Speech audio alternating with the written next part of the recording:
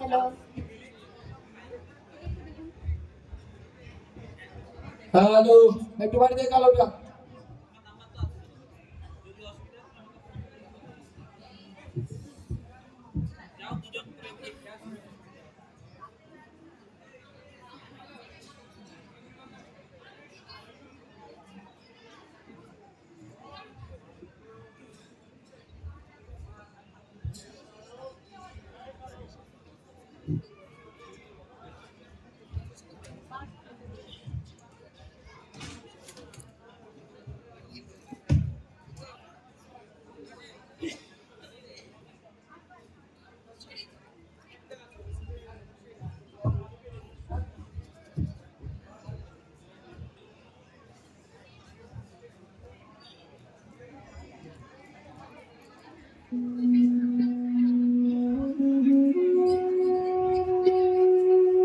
বড় হওয়া কখনো ঝড় নয়, বরং একটা ধীর মেঘ, যে চুপচাপ এসে ঘুমিয়ে ফিরে আসা শৈশবটার মতোই ভারী। ছোটবেলায় মেঘ মানে ছিল খেলা, আকাশে দৌড়দৌড়ি করা, যেগুলো দেখে মনে হতো সব কিছুই একদিন ঠিকঠাক হয়ে যাবে। বড় হওয়া মানে নিজের ভেতরের মেঘগুলোকে নিজেরাই সামলানো, কাঁদতে ইচ্ছে করলে আকাশের দিকে তাকিয়ে থাকা, কিন্তু চোখের জলটা যেন চুপচাপ চোখে মেঘ বলল, যাবি আমার সঙ্গে যাবি? কেমন করে যাবো রে মেঘ, কেমন করে যাব? নিয়ম বাঁধা জীবন আমার, নিয়ম ঘেরা এ ঘর। কেমন করে নিয়ম ভেঙে এই জীবন হারাবো? কেমন করে যাব রে মেঘ, কেমন করে যাব? মেঘ বলল, দূরের মাঠে বৃষ্টি হয়ে ঝরবো, সবুজ পাতায় পাতায় ভালোবাসা হয়ে ঝরবো, শান্ত নদীর বুকে আনবো জলোচ্ছ্বাসের প্রেম, ইচ্ছে মতো বৃষ্টি হয়ে ভাঙবো, ভেঙে পড়বো। কখনো কখনো মনে হয় জীবনটা যেন ভেজা কাপড়ের মতো, ধুয়ে ফেলতে চাইলে আরো ভারী হয়ে যায়, শুকোতে দিলে দুর্বল একটা গন্ধ ছড়ায়, যা লুকিয়েও লুকোনো যায় না। সবকিছু ঠিকঠাক করার বারবার চেষ্টা করি, তবুও দিনগুলো এমন ভাবে জড়িয়ে আসে যেন আঙুলের ফাঁক দিয়ে বালির মতো গলে পড়বে। তবু পড়ে না, শুধু বোঝা বাড়ায়। বর্ষা ঘন ঘোর, স্বামীর খরচা বাড়ে, মাঝে মাঝে মাইনেও কাটা যায়, গলিটার কোণে কোণে জমে ওঠে, পচে ওঠে আমের খোসা ও আটি, কাঁঠালের খুঁতি, মাছের কানকা, মরা বিড়ালের ছানা, ছাই, পাশ, আর কত কি যে। ছাতার অবস্থাখানা জরিমানা দেওয়া মাইনের মতো, বহু ছিদ্র তার। আপিসের সাজ, গোপীকান্ত বসার মনটা যেমন সর্বদাই রসসিক্ত থাকে, বাদলের কালো ছায়া স্যাঁতসেঁতে ঘরটাতে ঢুকে কলে পড়া জন্তুর মতন মূর্ছায় অসার। দিন রাত মনে হয় কোন আধমরা জগতের সঙ্গে যেন আষ্টে পৃষ্ঠে বাধা পড়ে আছে।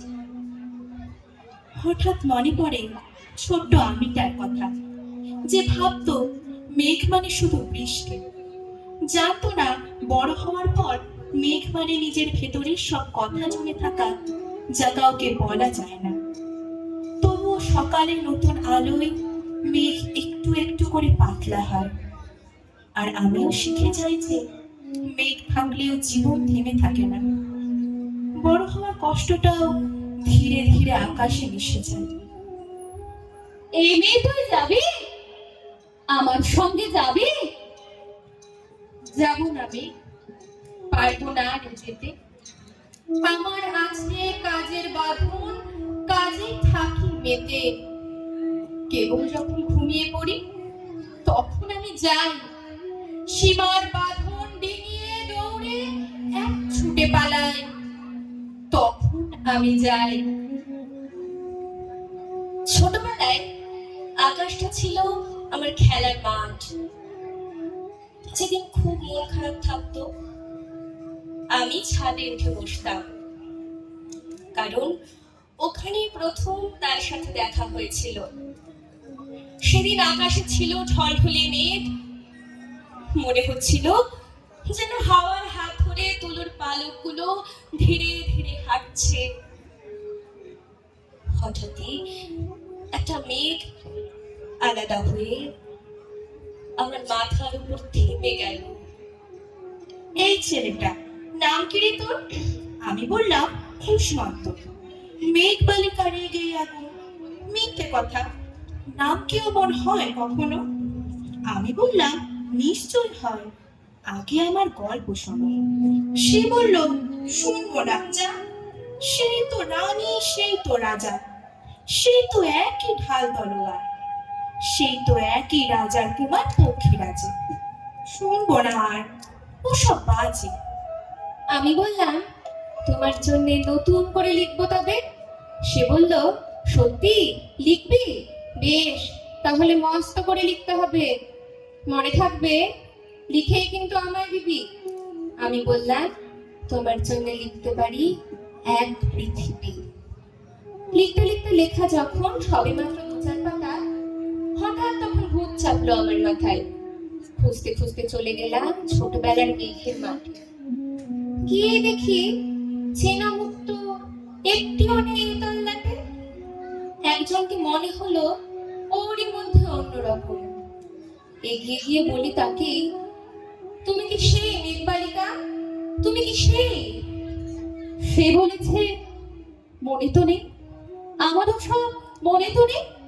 আমি বললাম, তুমি আমায় লেখার কথা বলেছিলে। সে বলল, সঙ্গে আছে, ভাসিয়ে দাও গায়ের ছিলে। আর হ্যাঁ, শোনো, এখন আমি মেঘ নই আর, সবাই এখন বৃষ্টি বলে ডাকে আয়। বলে হঠাৎ এক পশলায় চুল থেকে নখ আমায় পুরো ভিজিয়ে দিয়ে অন্য অন্য বৃষ্টি বাদল সঙ্গে নিয়ে মিলিয়ে গেল খরস্রোতায়, মিলিয়ে গেল দূরে কোথায়, দূরে দূরে। অদ্ভুত লাগে, যেন অনুভূতিগুলো কেউ ধীরে ধীরে কমিয়ে দিয়েছে। যে অনুভূতিগুলো একসময় হৃৎপিণ্ডের কাছাকাছি ধুকপুক করত, এখন সেগুলো অনেকটাই নিঃশব্দ, হয়তো ক্লান্ত, হয়তো বড় হয়ে যাওয়ার ভিড়ে নিজের ভাষা হারিয়ে ফেলেছে। বৃষ্টি পড়লে একসময় খুব মন খারাপ হতো। বাঁশি শুনলে কোনো এক গানে বুকের ভেতর হু হু করে উঠত।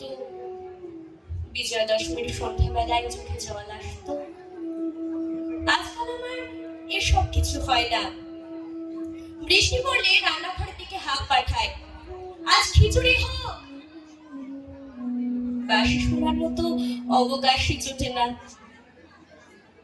বিজয়া দশমীর ধুমধুমার উন্মত্ত নাচানাচির মধ্যে যেতে আর মন চায় না, অথচ দিব্যি বেঁচেই আছে। আজ আকাশটা বদলে গিয়েছিল। দুপুরের রোদে আধভাঙা ছায়ার মতো একটা মেঘ চুপচাপ ভেসে এলো মাথার উপর। আর ঠিক সেই মুহূর্তে ছোটবেলার একটা পুরনো স্মৃতি মনের দরজায় ঠক ঠক করলো। সেই মেঘবালিকা, যার হাসি ছিল বাতাসের মতো হালকা, আর উপস্থিতি ছিল বৃষ্টির আগের গন্ধের মতো নরম।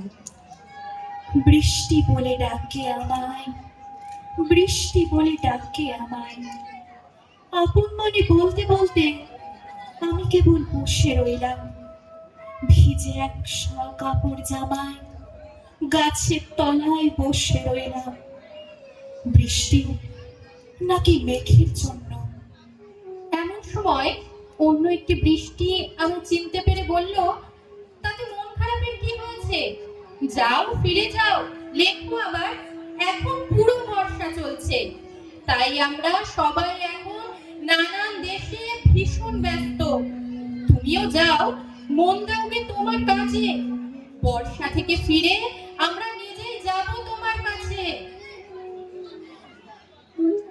এখনকার শিশুরা মাটির ভেজা গন্ধ চেনে না।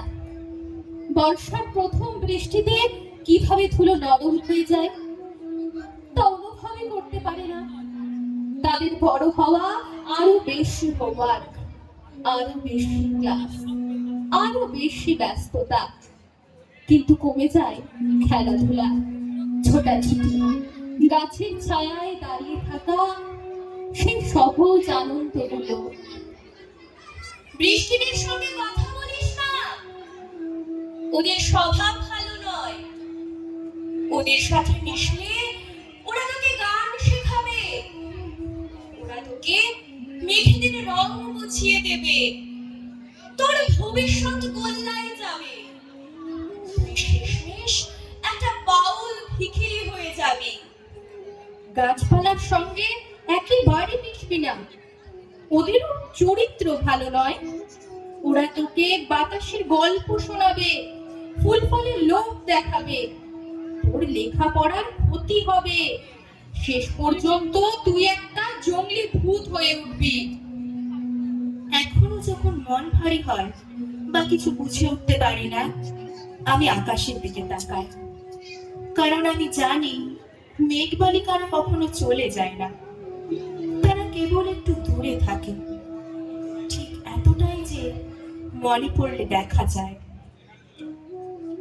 এক পৃথিবী লিখবো বলে ঘর ছেড়ে সেই ঘর বাঁধলাম গহন বনে, সঙ্গী শুধু কাগজ কলম, একাই থাকবো, একাই দুটো ফুটিয়ে খাবো, দু এক মুঠো ধুলো বালি যখন যারা আসবে মনে তাদের লিখবো, লিখে যাব। এক পৃথিবীর 100 রকম স্বপ্ন দেখার সাধ্য থাকবে যেরূপ কথার, সেরূপ কথা আমার একার। ঘাড় গুজে দিন লিখতে লিখতে, ঘাড় গুজে রাত লিখতে লিখতে, মুছেছে দিন মুছেছে রাত। যেদিন আমার লেখবার হাত অসার হলো, মনে পড়লো সাল কি তারিখ, বছর কি মাস, সেসব হিসেব আর ধরিনি। লেখার দিকে তাকিয়ে দেখি এক পৃথিবী লিখবো বলে একটা খাতাও শেষ করিনি। সঙ্গে সঙ্গে ছমছমিয়ে বৃষ্টি এলো খাতার উপর, আজীবনের লেখার উপর বৃষ্টি এলো এই অরণ্যে। বাইরে তখন গাছের নিচে নাচছে ময়ূর আনন্দিত, এ গাছ ও গাছ উড়ছে পাখি, বলছে পাখি এই অরণ্যে কবির জন্যে আমরা থাকি। বলছে ওরা কবির জন্য আমরা কোথাও, আমরা কোথাও, আমরা কোথাও হার মানিনি। কখনো কখনো মনে হয় বৃষ্টি যেন রাগ করে আছে, হয়তো আমি কোনোদিন অযথা বেশি ভালোবেসে ফেলেছিলাম, অথবা অপেক্ষা করেছিলাম ভুল দিনে। বৃষ্টির উপর অভিমান জমে যায়, যেন আমি ডাকছি আর সে শুনেও শুনছে না। তবু সত্যি বলতে বৃষ্টিকে আমি দূরে সরাতে পারি না, কারণ আমি জানি ওর নরম শব্দে এই সব অভিমান থেমে যাবে। বৃষ্টি তোমার ঘুমানোর পথে পথে, নতুন নতুন ভাই বোন সখা সখী, কাকলি তুলেছে কলরব করে করে, মিলে গেছে আর মিশে গেছে দেশ গায়ে। মনে নেই বুঝি আমি সে গায়ের সাঁকো, দল বেঁধে আজ পার হয়ে যেতে যেতে। বৃষ্টি তোমার বন্ধুকে মনে রেখো। তবু বড় হওয়া পুরোপুরি খারাপ নয়, শিখিয়ে দেয় কিভাবে ভেঙে পড়েও আবার সোজা হয়ে দাঁড়ানো যায়, কিভাবে নিজের সিদ্ধান্তের পাশে নিজেকেই দাঁড়াতে হয়। বড় হওয়া মানে অনেক বারণ, অনেক সতর্কতা। বড় হওয়া মানে ছোটবেলার বারণগুলো মেনে নেওয়া। সাবধান খবর, করিস না। মনে রাখবি, বৃষ্টি, নদী, গাছপালা